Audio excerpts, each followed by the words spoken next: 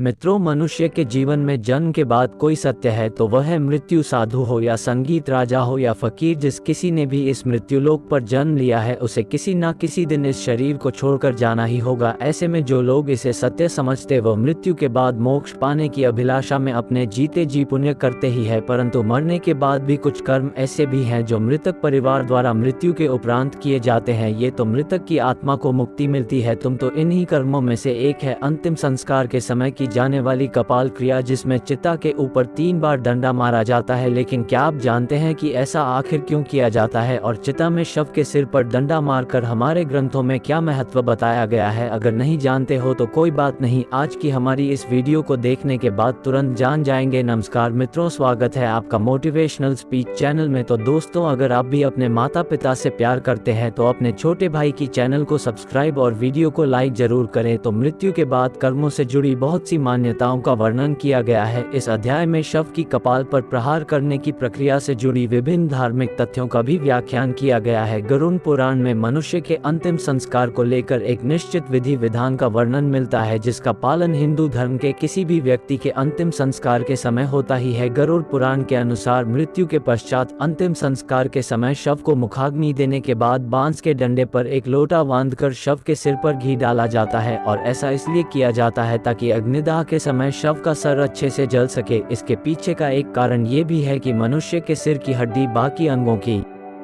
अपेक्षा ज्यादा मजबूत होती है, इसलिए उसे अच्छे से अग्नि में नष्ट करने के उद्देश्य से ही शव की खोपड़ी पर घी डाला जाता है। अब प्रश्न यह उठता है कि शव के कृपाल को अच्छी तरह नष्ट करना क्यों आवश्यक है? वास्तव में इसे करने के पीछे का कारण गरुड़ पुराण में वर्णित है, जिसके अनुसार यदि शव की खोपड़ी अग्निदाह के समय अधजली रह जाती है तो मृतक का अगले जन्म में पूर्ण रूप से विकास नहीं हो पाता है और वह अतिकास्त ही रह जाता। इसके अलावा ये धारणा भी है कि कपाल क्रिया ठीक से न की जाए तो मृतक के प्राण के नए जन्म में बाधा उत्पन्न हो जाती है, जो कि उसके परिजन भी नहीं चाहेंगे। इसलिए शव के परिवार वाले अंतिम संस्कार की किसी भी प्रक्रिया में ढील नहीं डालते हैं। विभिन्न धर्मों में मनुष्य के अंतिम संस्कार से जुड़ी अलग अलग मान्यताएं और विधि अलग है। जैसे कि इस्लाम धर्म मृत्यु के बाद उसके शव को जलाया नहीं जाता है बल्कि दफनाया जाता है, जबकि हिंदू धर्म में मृतक के शरीर को जलाने की मान्यता है, जिसमें महिलाओं और बच्चों की अंतिम संस्कार को लेकर अलग अलग मान्यताओं का वर्णन मिलता। मित्रों, मान्यताओं के बीच एक विधि का वर्णन